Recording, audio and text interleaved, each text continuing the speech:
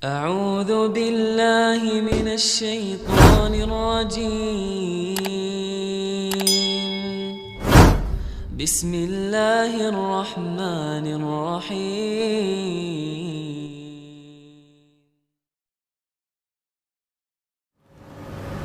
Orang yang masuk ke agama kita ini penutupan bahasan kita. Orang yang masuk ke agama kita ini, semuanya orang-orang pintar. Yang masuk ke Islam, orang-orang pintar. Yang keluar dari Islam, orang-orang bodoh. Itu fakta lapangan itu. Fakta. Yang masuk Islam, doktor, profesor, orang-orang yang pintar, ilmuwan. Yang keluar dari Islam, orang yang bodoh, tidak ada pendidikan. Itu fakta lapangan. Saya kasih contoh. Ada seorang profesor ahli spesialis kulit dari Muay Thai, dari Thailand. Orang ini setiap tahun mengundang dokter-dokter spesialis kulit dunia untuk datang, kemudian dia menunjukkan penemuan terakhirnya. Waktu datang teman-teman sekalian, orang-orang ngumpul, kebetulan ini kisah sekitar 7 tahun yang lalu. Ini masuk Islam profesor ini. Sini juga bilang profesor ya. Ya.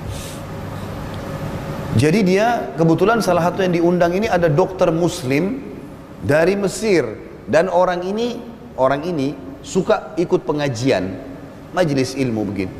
Dokter tapi suka belajar agama. Jadi dia faham. Waktu profesornya naik di atas podium seperti mimbar ini, kemudian dia bilang, saya baru menemukan dengan teknologi tercanggih sekarang, ternyata yang membuat rasa sakit dalam tubuh manusia itu adalah urat-urat saraf yang halus sekali berada di bawah kulit. Berada di bawah kulit. Jadi kalau kita bisa menaklukkan itu, obat biusnya menyentuh itu, sudah cukup. Kalau ada orang kena luka bakar, kena api, kebakar, maka kulitnya terbakar dengan urat-urat itu, dipastikan dia tidak akan rasa sakit. Dinaikkan satu orang di atas panggung, kemudian diiris, ada kena luka bakar tangannya, diiris pakai pisau bedah bagian dalam dagingnya, nggak sakit dia. Orang semua bersorak, tepuk tangan, oh hebat ini, penemuan tercanggih. Si dokter muslim dari Mesir bilang, sebentar profesor, kalau itu penemuan Anda tercanggih sekarang, saya ingin menyampaikan kalau penemuan ini sudah disebutkan dalam Al-Quran 1400 tahun yang lalu. Kata dia, mana buktinya? Bilang, baik, saya datangkan. Diambil Quran terjemahan bahasa Inggris, dibawa ke atas podium, mimbar ya, dibawa ke atas podium, dikasih Quran terjemahan, dibaca surah An-Nisa ayat 56. Ini tentang masalah ahli neraka. Bunyinya diantara bunyi ayatnya, A'udzubillahi minasyaitonirrajim, kullama nadidat juluduhum baddalnahum juludan ghairaha liyadhukul azab.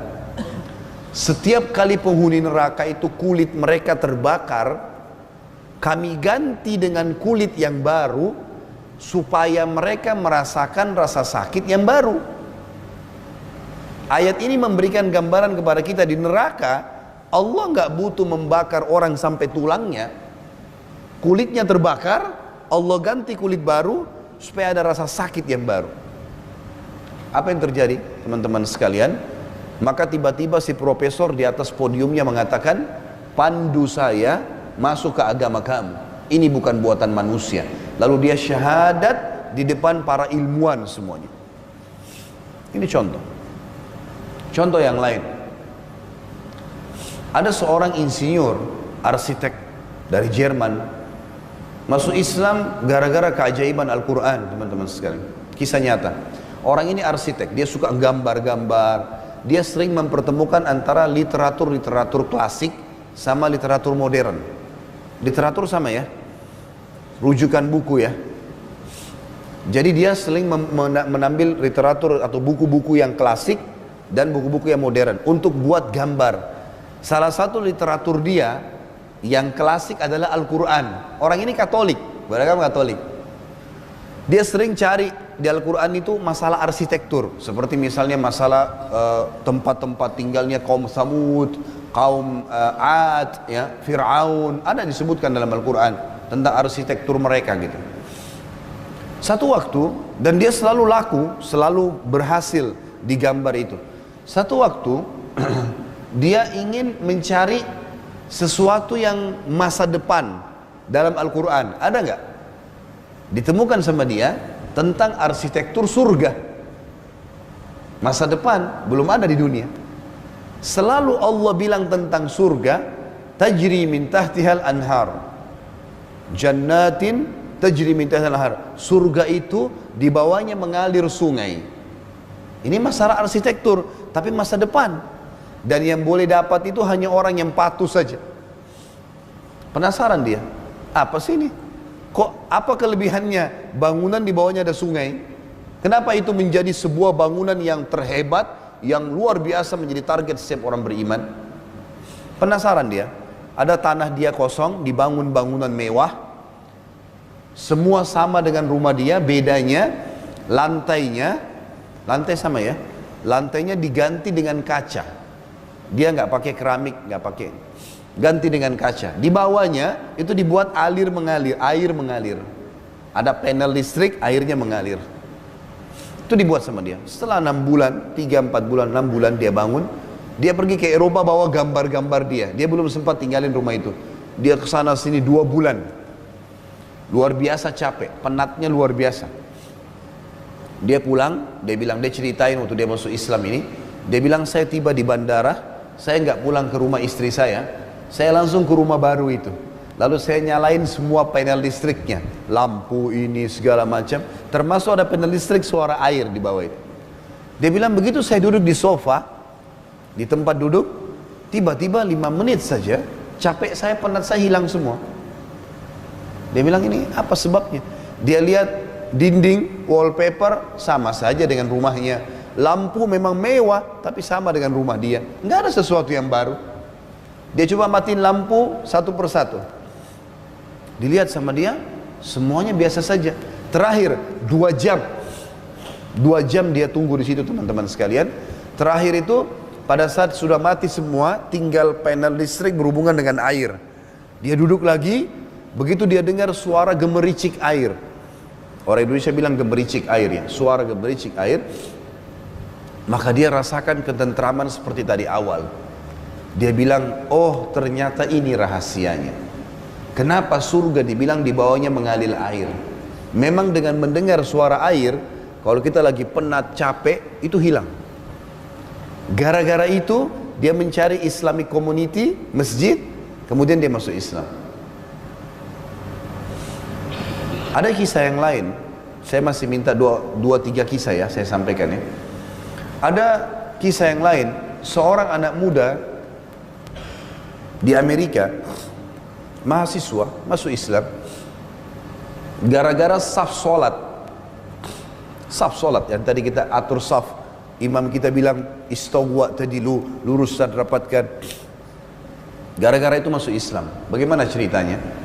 Ada seorang anak muda, mahasiswa muslim, sama dengan Nasrani, teman dekat, tinggal apartemen bersebelahan. Kemudian bulan Ramadan, si muslim ini lagi nonton acara sholat tarawih di Mekah di malam 27 Ramadan. Dia putar, waktu itu kebetulan nunggu antara azan dan iqamah isya. Azan dan iqamah isya, belum sholat tarawihnya. Si Nasrani bel, pamit mau masuk ke dalam rumah apartemen, si muslim silahkan masuk. Duduklah mereka berdua di depan TV tadi. Terjadi pembicaraan. Kata si Nasrani, itu masjid kalian ya? Sambil lihat ke Ka'bah. Banyak orang, malam 27 Ramadan, ini Lailatul Qadar, penuh Mekah. Sampai ke pelataran-pelataran, gang-gang semuanya penuh. Kamera dari atas, kamera dari tempat tawaf, kamera di tempat sa'i, penuh semua. Kata si muslim, iya, itu masjid kami. Kata si muslim, tanya kepada Nasrani, kira-kira menurut kamu berapa jumlah orang itu? Kata si Nasrani, kayaknya ratusan ribu. Kata si muslim, itu 3,5 juta orang. Sekarang semua itu penuh sampai seperti semut. Banyaknya Itu di pelataran, di jalan-jalan ini 3,5 juta orang. Nasrani diam. Kata si Muslim, kira-kira menurut kamu bisa nggak orang sebanyak ini diatur dengan satu instruksi, satu kalimat, ini semua bisa patuh, bisa patuh, tidak melanggar? Kata si Nasrani, mustahil, nggak mungkin. Kata si Muslim, saya jamin kamu kurang dari setengah menit saja, ini semua bisa patuh dan rapi, walaupun mereka tidak saling kenal. Kata si Nasrani, bagaimana ceritanya? Kata si Muslim, tunggu, lihat aja sebentar. Kebetulan antara azan dan iqamah, nggak lama kemudian iqamah nih. Tadi waktu antara azan iqamah ada yang lagi jalan, ada yang lagi minum, ada yang lagi makan, ada yang lagi duduk, ada yang lagi sholat. Begitu iqamah, semua jadi rapi, masuk ke shaf. Kita tahunya umat Islam shaf untuk atur sholat, tapi kita tidak pernah sadar, teman-teman sekalian, ini luar biasa ini. Ada ilmu di situ. Tiba-tiba iqamah, kemudian Syekh Sudes datang, ucapin satu kalimat, istawwa tadilu, lurus dan rapatkan shaf.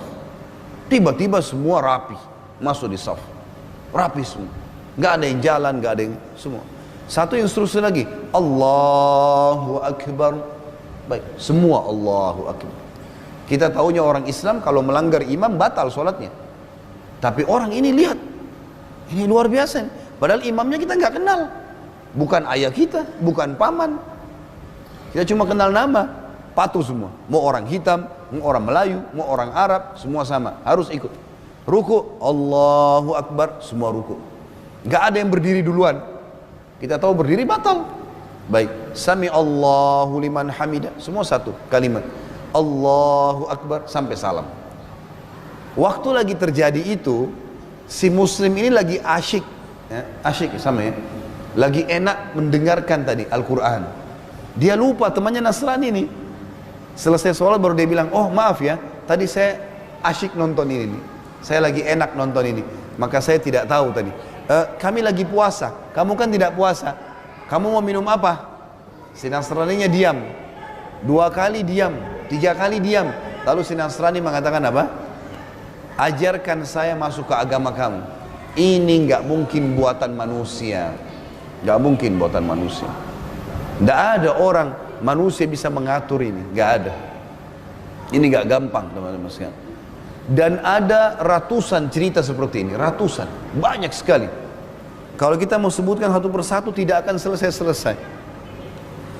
Terakhir izinkan saya sampaikan kisah tentang seorang anak muda di Inggris masuk Islam gara-gara keunikan kisah. Ada seorang syekh dari Saudi datang ke Inggris ceramah, nyampein majelis ilmu. Kemudian ada satu muallaf orang Inggris tahun lalu masuk Islam, tahun ini datang bawa temannya. Lalu dia bilang, syekh, ini teman saya mau masuk Islam, tapi ada pertanyaan dia sebelum masuk Islam, bisa dia bertanya? Kata syekh, silakan. Pertanyaannya si orang Inggris ini yang mau masuk Islam, dia bilang, syekh, kenapa kalian dalam Islam menyuruh wanita kalian pakai jilbab? Nah, pertanyaan pertama, kenapa perempuan kalian tidak boleh salaman sama semua laki-laki? Salamannya hanya sama mahramnya dalam Islam. Karena Nabi SAW mengatakan apa? Aku tidak akan menyalami yang bukan mahram, dan aku tidak menyalami wanita yang bukan mahram. Dan dalam hadis dikatakan, seseorang di antara kalian ditusuk dengan besi yang tajam jauh lebih ringan dibandingkan dia menyentuh tangan yang bukan mahramnya. Memang tidak boleh dalam Islam. Makanya kita nggak boleh salaman kecuali dengan mahram. Dia bilang, kenapa dalam Islam kalian suruh begitu? Kenapa perempuan tidak boleh salaman sembarangan? Kata syekhnya masih ada, dia bilang masih ada. Yang satu lagi, kenapa kalian suruh wanita kalian pakai jilbab, hijab? Kenapa pakai hijab? Kenapa nggak seperti perempuan kami, mau pakai baju laki-laki, mau tidak pakai baju di pantai, terserah dia. Maka kata syekhnya, sudah selesai? Sudah selesai. Baik. Syekhnya bilang, kamu warga negara apa? Dia bilang, saya warga negara Inggris. Kata syekhnya, siapa ratu kamu di Inggris ini? Dia bilang, Ratu Elizabeth. Ratu Elizabeth. Kata syekhnya, kau bisa salaman sama Elizabeth? Kata orang ini, nggak bisa. Kenapa nggak bisa? Kata syekhnya, ya karena dia ratu, saya masyarakat biasa. Kata syekhnya apa? Semua wanita muslimah seperti Elizabeth, ratu. Nggak boleh semuanya orang salaman. Yang salaman hanya orang-orang tertentu. Jelas ini ya. Yang kedua, ini penutupan bahasan kita. Waktu ditanya kenapa perempuan kalian disuruh pakai hijab, syekhnya mengeluarkan 2 buah permen. Permen ya, betul ya. Di sini juga paham ya. Permen itu makanan anak-anak. Ya. Apa di sini? Hah? Gula-gula. Baik. Syekhnya keluarkan 2 buah gula-gula. Yang satu dibuka bungkusnya, yang satu dibiarin terbungkus. Diletakkan di lantai. Kata syekhnya, kalau saya suruh pilih kamu, yang mana kamu pilih? Kata si Nasrani ini, yang masih terbungkus. Kata syekh, kenapa kau nggak ambil yang sudah terbuka? Tinggal ambil, masukin di mulut, selesai. Dia bilang karena itu kotor. Kata si Nasrani, itu kotor. Kata si syekhnya, begitulah perempuan kami dan perempuan kalian. Perempuan kami terbungkus, yang boleh buka hanya suaminya, nggak boleh sembarangan orang. Begitu luar biasanya hikmah agama. Maka saya ingin simpulkan teman-teman sekalian, kembalilah kepada Islam, pelajari Islam itu, kembali kepada Al-Quran dan Sunnah, pelajari tentang sejarah-sejarah kita. Kita jaya tanpa Eropa dan Amerika teman-teman sekalian, walaupun kita bisa mengambil manfaat dari mereka. Tapi jangan kita mengucilkan Islam seakan-akan kita tidak bisa hidup kecuali bergantung sama mereka. Ini pemahaman yang salah. Saya sudah panjang lebar datangkan tadi historinya supaya lebih jelas. Allahu a'lam.